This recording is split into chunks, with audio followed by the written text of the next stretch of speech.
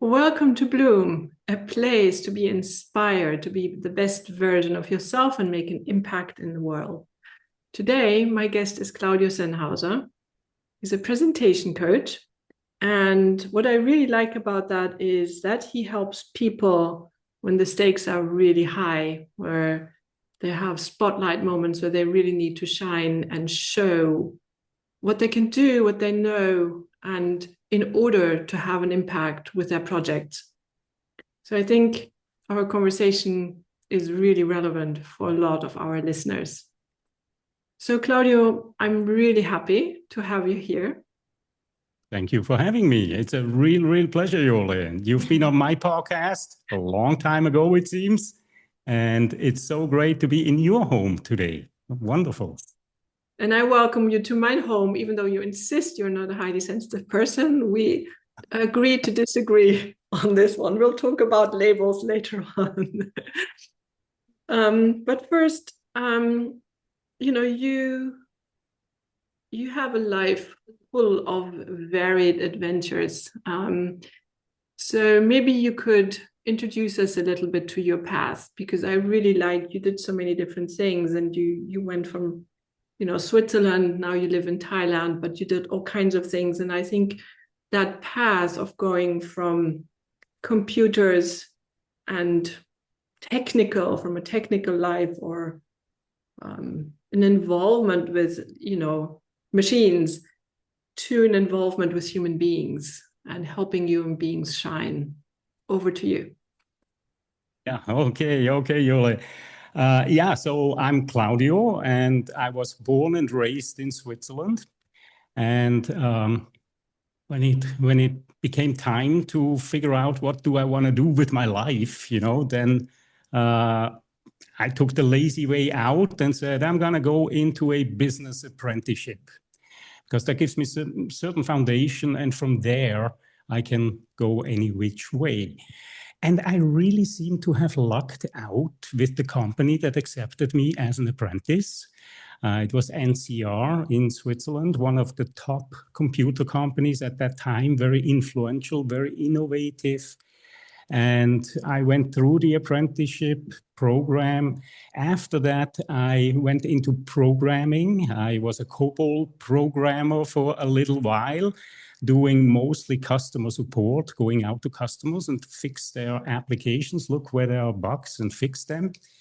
And as a Swiss, I'm kind of like obliged to go to the military. So I went to the military, came back, and then I entered roles in sales and business development. And that's really where I started to open up. This was my world. I just loved to talk to other people about technology, mostly emerging technology. And even though these were sales and marketing roles, I always saw myself kind of like as a person that teaches others about where technology is going, what they can do with these new tools. PCs were very new. And then in 1991, I was tasked to introduce the first tablet computer in Switzerland, so for the Swiss market. And this was 20 years before the iPad came out. And I took this task on with great pleasure and followed my own strategy in the Swiss market. And that, for some reason, made me very successful. I sold more of these tablet computers in Switzerland than anyone else in the world, even in big countries. And that, in turn, enabled me to go to the US and work at the headquarters of NCR. And so I spent then the next 20 years in the United States, mostly in business development positions, traveling the world as a technology evangelist. And again, just turning people on to technologies that were just coming out. And I did that, had a lot of fun, but then in 2008, things changed, and all of a sudden I got to a fork in the road, and in my typical way, I took it and packed up in the United States and moved over to Thailand with the intent that I wanted to take my skills that I had in presenting, in persuading others to embrace new technologies, take those skills and make them available as a coach. And so since 2008, I've now been working as a coach, mostly online, originally in Skype. And then, once Zoom came out, I've started to spend a lot of time in these Zoom meetings staring at my screen. So we have the bridge here, Claudio. You talked about it yourself, that you perfected pitching, but you perfected it maybe a humane way, a way that was about connecting with others rather than just selling something. And in a way, that's what you're teaching other people now. So whether it is about, sales, about something that you are really passionate about, and that's technology, and that's actually how we met. You teaching me about technology, and this human factor in it. This is about a human being that has needs and desires, and I have something to offer rather than to say, I just want to sell something. So that's the bridge between the two, I think. I would like to use this in a way, because we've had, conversations about words. So you've done a lot of NLP. You actually were assistant to Richard, is it Bandler, right? Not quite an assistant, but I studied with him for many, many, many years while I was living in the United States. And so, I spent a good amount of time honing the skills and gaining an understanding that is, I usually say, this is the kind of stuff that should be taught in schools. But it's not. No, it's not.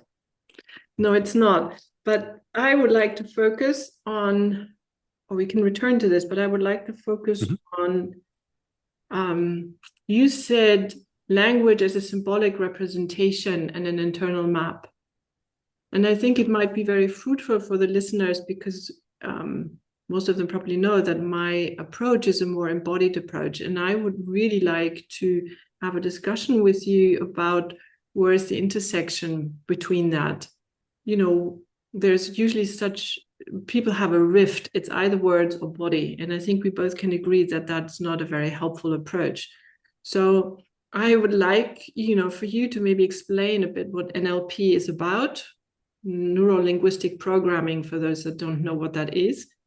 And what that is from your point of view. I know that you also had a very interesting experience early in your life around hypnosis and words. So just, pick this up, this whole set of ideas, pick it up where you want to, and then we'll just follow the path. Yeah, sure. Yeah, so for those who are not familiar with neuro-linguistic programming, it is basically, you could say, the study of subjective experience. It is based on a field called general semantics. And it basically is, to me, when I came across it, it was almost like the missing manual for your brain, right? That really, really goes deep into how do we represent the world? Because we now know, right? We go through the world with our 5 senses wide open, but these 5 senses, they are limited on a hardware level. So we cannot see all of the light spectrum, for example. You cannot see infrared. You cannot see ultraviolet. The sounds, our ears, they are somewhat limited to anywhere between 20 hertz and 20 kilohertz. And anything outside of that range, we cannot hear a dog whistle, for example, right? And so based on that sensory input, plus cultural conditioning and conditioning from our families, programming, whatever you want to call it, right? We are creating a model of the world. and we actually operate through that model of the world and not in the world in itself. And NLP offers tools and techniques to better understand your own perception of the world and also how other people filter the world through their conditioning, their social programs, all the things that are built into what it means for us to grow up. So thank you for that. And now let's connect this with what you do now with presentation coaching. Mm-hmm. Mm-hmm. And then we'll get to your and my version of it, I think. So how would you say does that representation of things we've experienced, learned, that are around us, how does it shape how we present and whether we have fears or doubts or confidence? It shapes it absolutely greatly, right? And usually I fall back to some NLP techniques, if you want. So usually when I work with clients on anxiety issues, right? Because my thing is to help them prepare for these moments. For example, Shark Tank, right? Shark Tank is one of these big TV shows that it's being watched. Every episode is being watched by 3 or 4 million viewers. And if you get invited to that studio to present your company and pitch your company and then enter a Q&A with these heavyweights in front of you, that can be quite intimidating. And, so people usually in situations like this, that's where the anxiety is going through the roof, right? Mm-hmm. And this goes further than just sweaty palms and a slightly increased or elevated heart rate. This really goes to full on, mm-hmm. Being like absolutely blocked. We had one client we worked with, and for those that are familiar with the show, it always starts with a founder or founders walking down a hallway, stopping in front of the door, and then they have to wait until the door opens. And this one client, he was together with his brother, and one of them just lost their voice. They just couldn't even speak. And his brother, luckily, was able to get him back into a more peaceful state. And they did extremely well once the whole thing started. So when somebody approaches me with anxiety, right, I use NLP in several ways. The first one is to really make my clients aware that anxiety is not something that we have. Anxiety is something that we do. Mm-hmm. And so as a next step, then I'm trying to slip into their brain. And the question that I often ask them is, imagine you could take a vacation from yourself, but you still have to go and give that really important presentation, right? I'm going to fill in for you.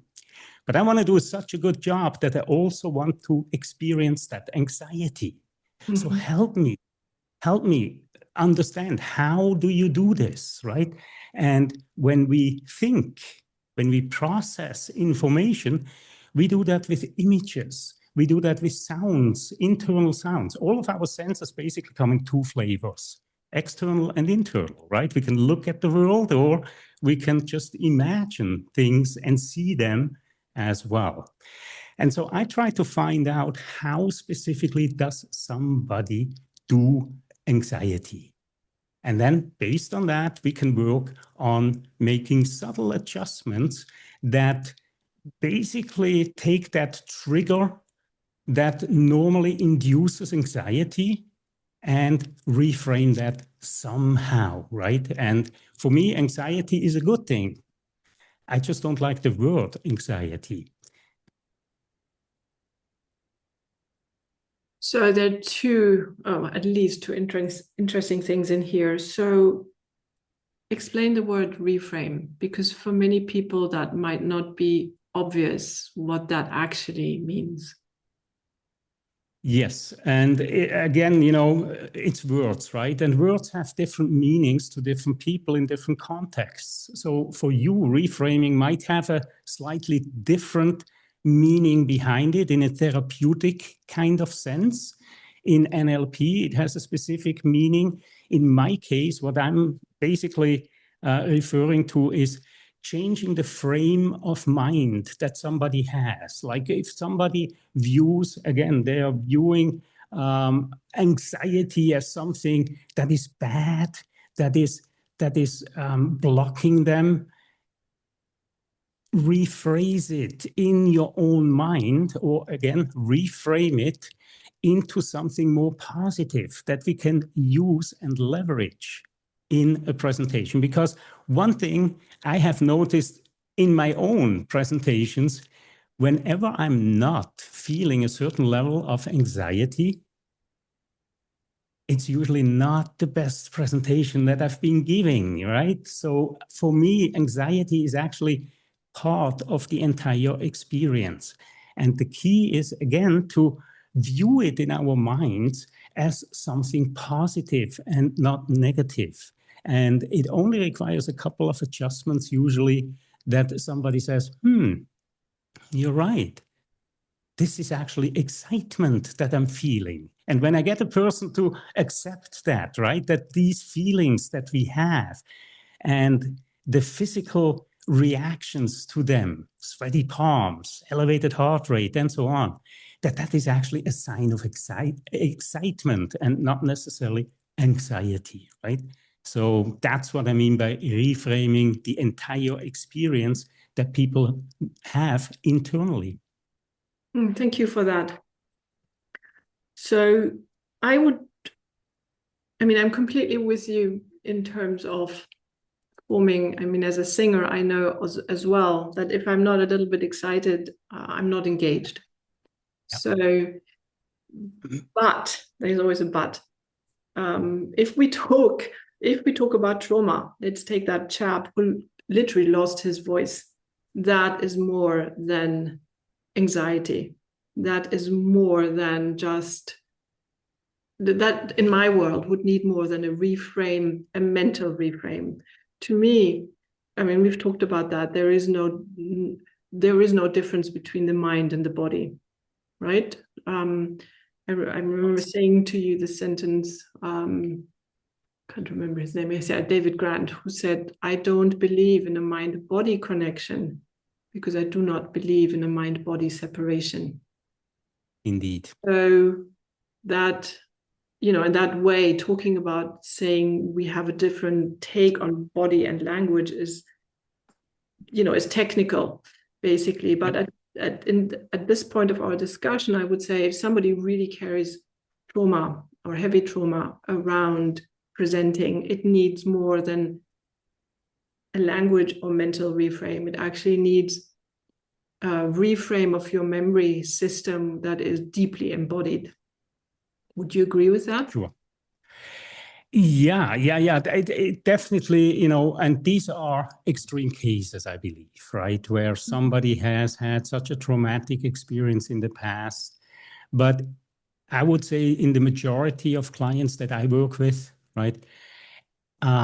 You could call it maybe trauma if they had an experience when they were in 3rd grade and they had to stand in front of the entire class. And, children can be the most brutal audience that you can face, right?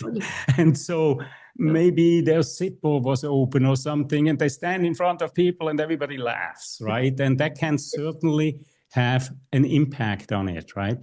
Just understanding that happens. And then, and this is one of the powers of neuro-linguistic programming, because it really goes into the representations that we make on a deep level. So in NLP, we talk about modalities, right? Your different sensory modalities, your visual, your auditory, and so on. But each one of those, if you remember a moment in your past and you're bringing up an image, right? That image has qualities. It has a certain size. It has a distance that it is popping up in front of you. It might be in color, or it might be in black and white. It might be a still image, or it might be a movie, and so on, right? So there are all these components that make our internal imagery. And in NLP, we are basically working with that internal imagery to make changes there. And one of the presuppositions, and it's NLP is basically based on presuppositions. One of them is what you just mentioned before, that the body and the mind are part of one system, right? The body and the mind, they are part of one system.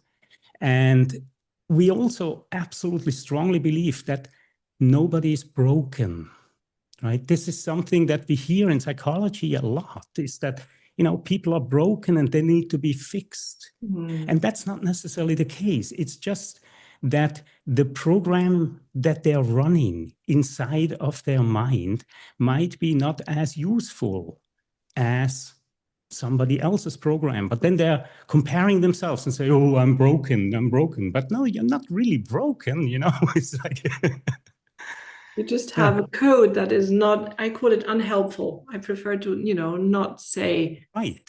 I'm not in the business of fixing anybody, just like you are, even though, I work as a therapist, but I don't fix people. There's nothing to fix. I do. And so one other of these presuppositions is that change happens in an instant, right? Change happens in an instant. Trauma is caused in a split second in many, many cases. Yes. So how or why couldn't the resolving of the trauma happen in a split second? Yes, I agree with you. Sometimes we have to deal with the debris, right? Which might take a little bit longer, all the consequences it had in our lives of the decisions we took. So that might take a little bit longer, but that shift, I think I'm very glad you mentioned that, because we have this attitude that shifting is tedious and it takes forever. And I think that's one of the wonderful things about NLP and about your work, is in that, no, that's not the case. It can actually shift very quickly, very profoundly. Yes. To me, it's actually, when I look at, the traditional psychoanalysis, right? To me, that's just pouring oil onto the fire, right? Well, let's go back to that moment where blah, blah, blah. And now, how did that make you feel? And you have to go back inside and you go like, what the hell? The best thing about the past, the absolutely best thing is it's over. And if we live in each single moment so fully associated into the moment, right? And woof, that moment now is past as well. And here is the next one. Let's just fully live it. All of a sudden, it becomes much easier. At least that's my experience in my own life. Yes. And the problem with trauma is that the body doesn't know that it's past. So I do use a lot of NLP techniques. It really helps to make the body understand that situation is in the past, and then you can start changing. Yeah.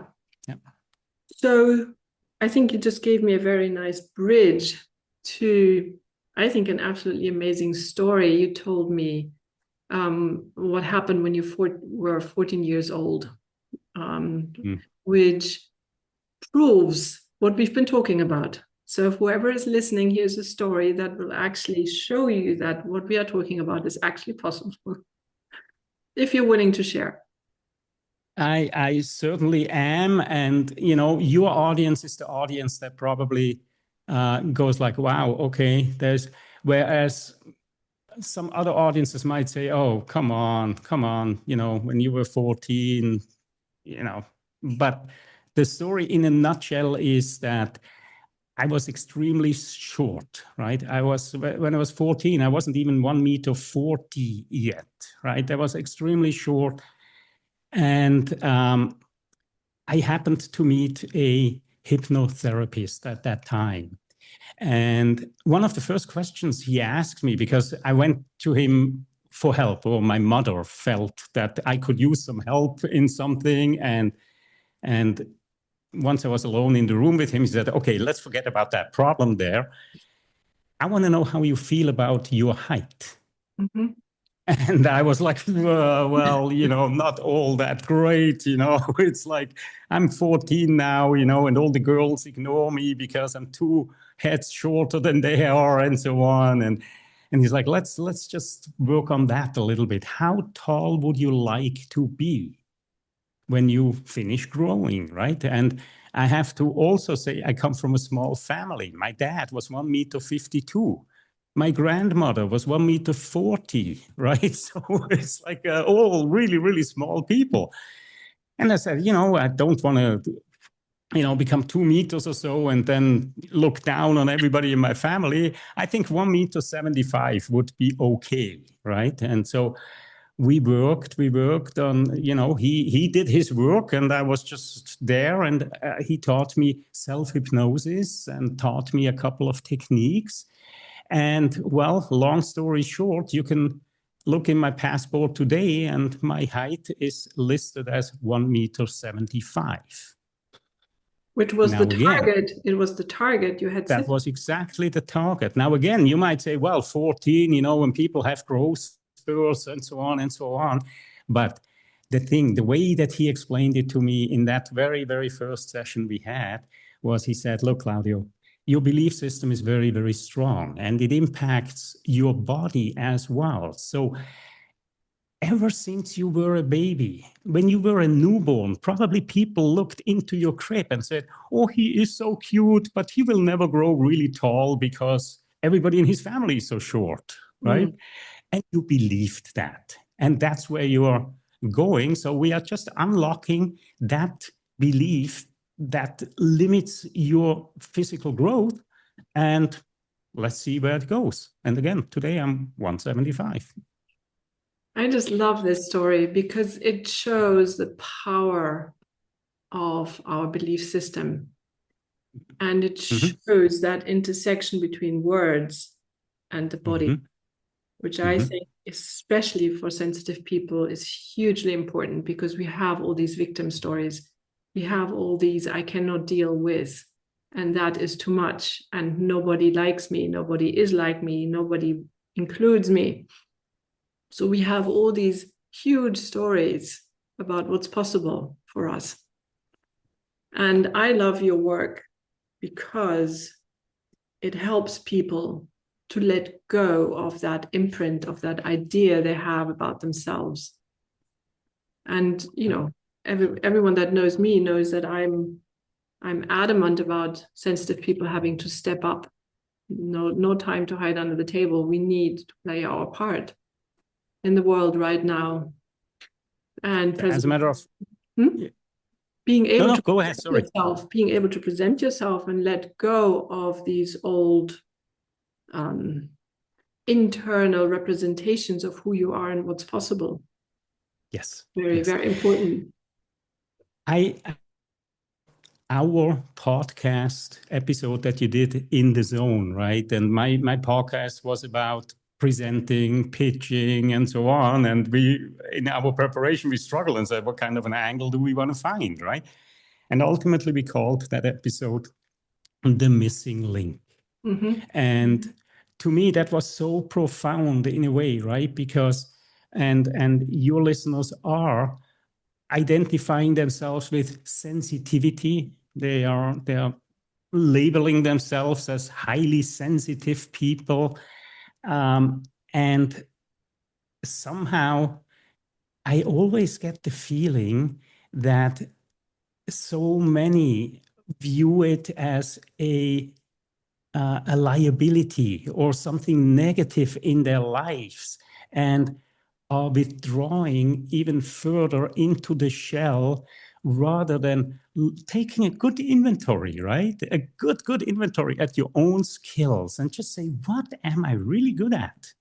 And there are so many things that you're good at, right? That well, let's focus on those. And not where we have the mismatch with society expectations and whatever, right? And so I so applaud you and your work in helping people to build on their strength, to lean into their strength. And to me, the way that you phrased it then as the missing link, I just saw this, this image of a team with all of these testosterone-driven individuals in it, right? And some person in, kind of a little in the background and not really feeling comfortable enough to express their ideas and provide input to the whole thing, right? And I really saw this like a chain with a missing link. And it's sitting there, right? Let's just make sure that you can somehow, get this working in. I absolutely applaud you for the work that you are doing. Thank you. Very important. Thank you, Claudio. Thank you. Now that you mentioned it, let's talk about labels, because I think that is a really important topic here. And since it came up when we talked about the podcast, I think you have a really important point here, that labels can be a wonderful thing. Like many of my clients say, that label made me understand a lot of the things about myself I didn't understand before. Yet labels can be a huge trap, right? It can get people into silos. Like I hear sometimes, well, I only talk to highly sensitive people because nobody else understands me. And I think that is really dangerous, because we've had enough of this on this planet. We need to learn to talk to each other, which is actually one of the primary skills highly sensitive people have. So sorry, no hiding behind that. So tell us a little bit your attitude towards labeling. Yes. I sometimes kid around this topic by saying, if you label me, you limit me. Yes. True. You label me, you limit me. And the reason why that is the case is that a label makes a noun out of a verb. I like that. Now, what do I mean by that, right? What do I mean by that? It makes a noun out of a verb. So you have some behavior, and that's a process. That's an ever-changing kind of thing. Behaviors are fluid, and they're changing, and they're adapting, and so on, right? And now you put a label on it. At that moment, it becomes more static. It becomes a noun. It becomes a thing, right? And with that, there are certain expectations. For example, you could give the label Swiss to me. Yeah. I am Swiss, right? So you can put the label Swiss to me. But as soon as you do, again, you limit me. And because with that label, then certain expectations come. Oh, he must always be on time. And then if I'm once not on time, right, you come to me and say, oh my gosh, Claudio, I thought you were Swiss. Why are you late, right? So it's that kind of limitation that I believe labels inherently have, right? And so when we are talking about, especially in human behavioral sciences, right? In behavioral sciences, as soon as you apply a label, you are narrowing everything so tremendously instead of looking at it at the behavioral level, right? So if you're looking at that, there is a concept called the logical levels of consciousness or something like that. And it starts in the center. Imagine 5 concentric circles.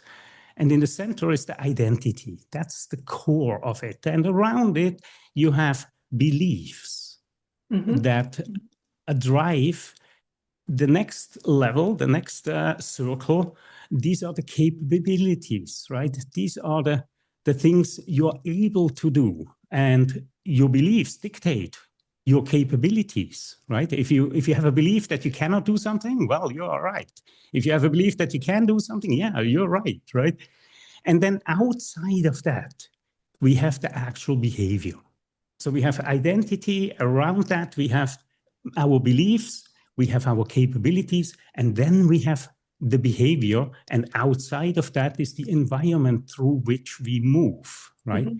And so when you're taking a behavior and you slap a label on it, you're basically jumping two logical levels into the center, into the identity. And I am a firm believer that whatever you believe something is, it's not. Well, you put something at the end of the podcast on my table that I cannot let go. So you are saying that whenever we think we believe something, there is actually something else underneath?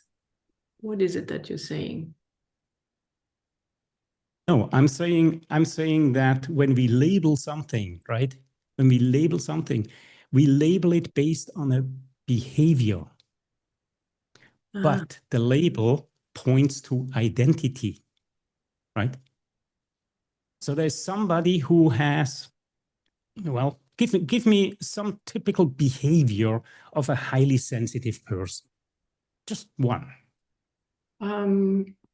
Listening really well in a room full of people. All right. So somebody has the behavior that they have an ability to listen really, really well, right? Now, by taking that and linking it to, you must be a highly sensitive person, now you're going on the identity level. You are moving away from the actual behavior to the identity level. Right, and that's not always helpful because it's very limiting, no. Right? And yes, I would also agree that I know quite a lot of people that probably wouldn't fit into the label of highly sensitive, but they're extremely good listeners. So one has to be really careful about these things. And like we said, every label comes with a positive and a negative. So if you attach that label to yourself, you have to live, all the negative statements about yourself too, right? I can't. Yeah. I have someone else I know who considers themselves, and they, well, since we are in label land right now, they are a highly sensitive person, right? Recently, I was in a workshop with them, and at one point they made a comment, something like, raised the arm and then said, as a sensitive person, I find this really confusing. Yes. And I was sitting there, right? And I go, hold on. I find this confusing too. And it doesn't matter whether I'm Swiss or highly sensitive or whatever label you want to use, it is confusing to me, right? Yes. So that's what I mean, that sometimes then we just limit it and we ignore the possibilities that would otherwise be there by basically just saying, oh, okay, I am this and therefore I have to accept that. Yes, and we're back to language, Claudio. We're back to language because labels are language, right? So when we talk about language here, we're not talking about just the outside frame of a word. We're always talking also about the deeper embodied meaning of a word. So we need to be careful with words, right? And labels. Right. And so that's why I said to you in our prep call, right, that, maybe if I would take tests about, my sensitivity, where do I stand? I might even be off the chart, who knows? Or I might not even go on the chart. I don't really care, because what good does it do for me, right? What good does it do for me? If I have a certain behavior and I find that behavior not useful, I want to work on that behavior and not my identity. Yes, I agree with you. Sometimes there are some people need a label in order to identify what's going on inside of them in that inner circle in relationship to the environment. But it's not helpful if they get stuck there. I think one needs to take a step back and then say, what's my mission here? What are the things I love or I don't love? And I'm just going to do them my way, whether that has that label or not. But it's really about having the guts to say, this is my way of doing it. And if it's too sensitive for somebody else, well, that's their problem, not mine.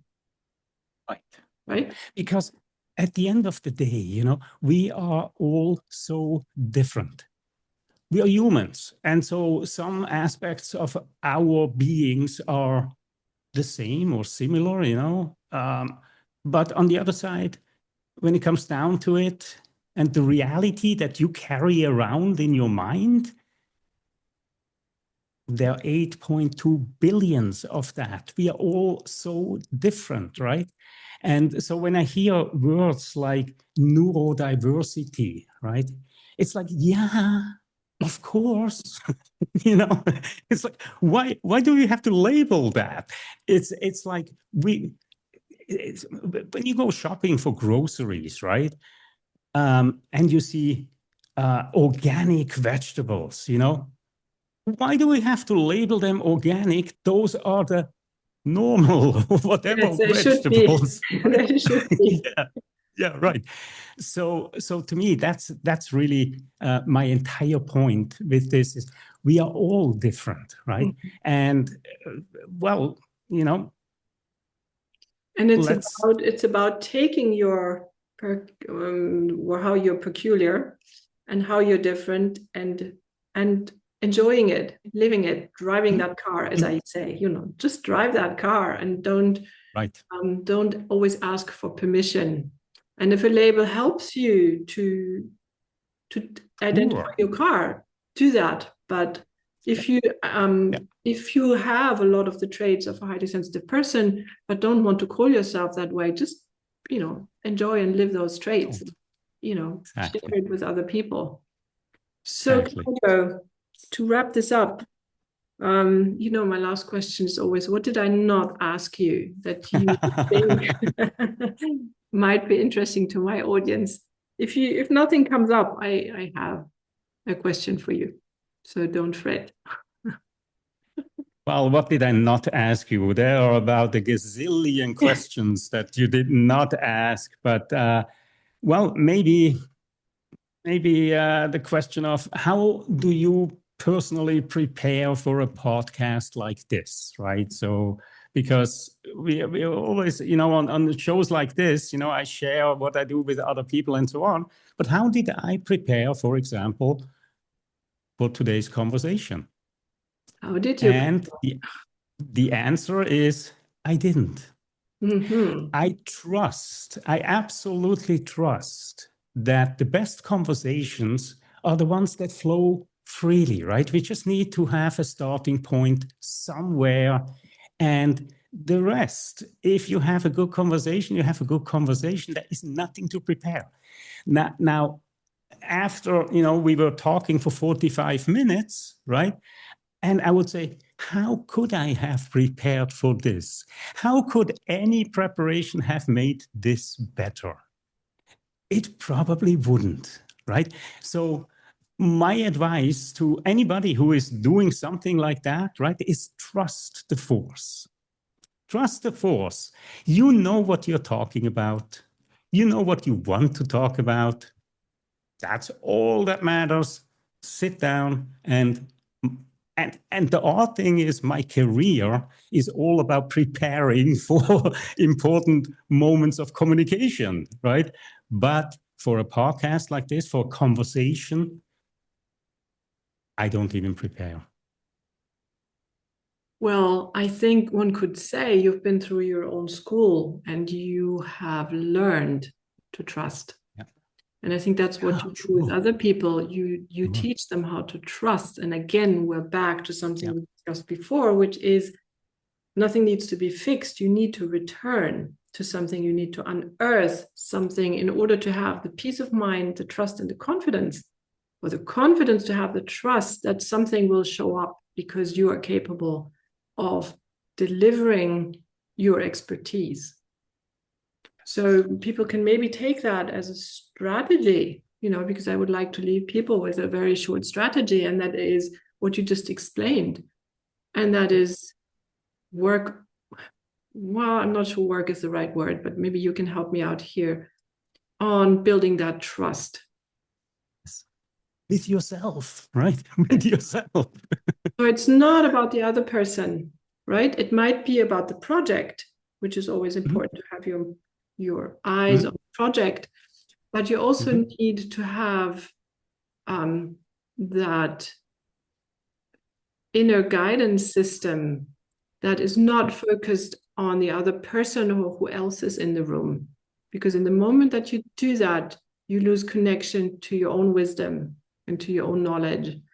So I think that might be a very good way of wrapping it up. And that is return to your own body, return to your own knowledge, and stay there and trust it and just see how that goes. Indeed. You would say amen to that? Good. Not quite frankly, amen, but indeed.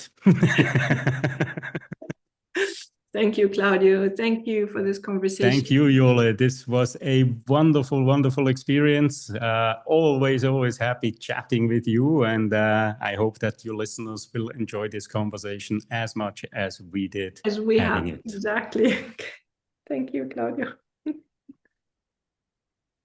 Nein, das muss ich dann abschneiden, weil das ist immer Käse.